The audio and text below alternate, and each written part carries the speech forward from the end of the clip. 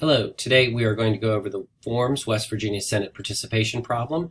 You're going to create a form using the form tool, and you're going to create a form using the form wizard. Note, this assignment requires the Windows version of Microsoft Office, so you will either need a PC with Access installed or a Mac with the virtual machine installed and Access. You're going to want to download the provided data file from your instructor's website and then extract it and open it. I've already got it downloaded, so I'm going to go up here, right-click, choose Extract. I'll extract it to my desktop and open it. Once I've done that, close this window, and I am going to proceed to the first step.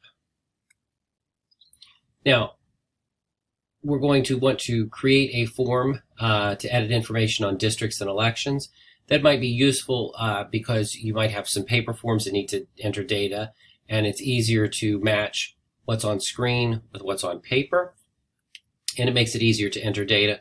Also, you can bring up certain information on a form and rather than use a report, print just that information out. So what we'll do from here is we will select the districts table because we want to create a form based on the districts table.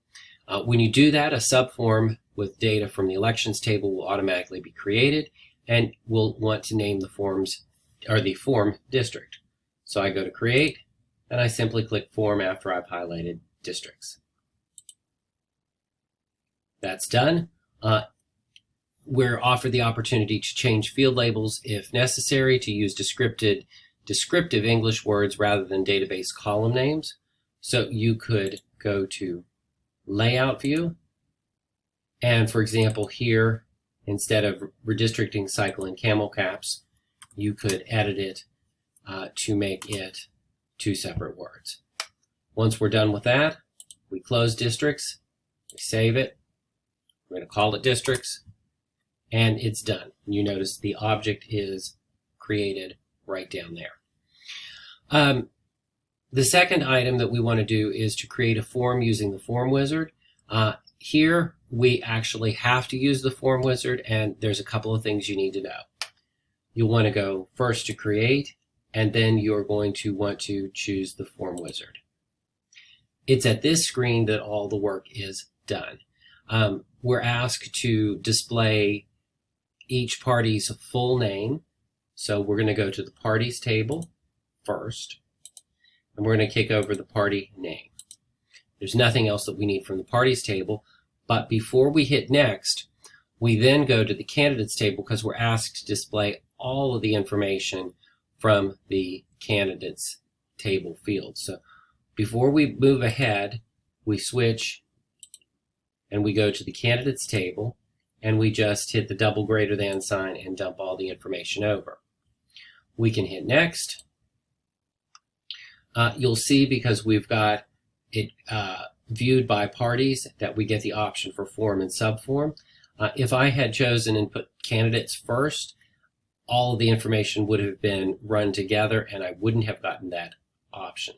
So I'm going to choose parties, and I get the option for form with a subform, which is what we want.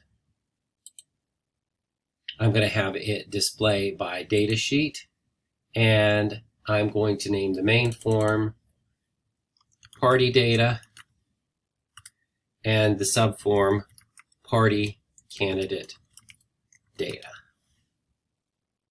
I hit finish, and you can see I've got a form with a subform here. I'll go on to the next record. You can see I've got a data sheet for the Constitution Party, one for the Democratic Party, one for the Republicans, the Libertarians, and so on. When we're done with that, good practice tells us to close it up, and then we're asked to go to Database Tools, hit Compact and Repair,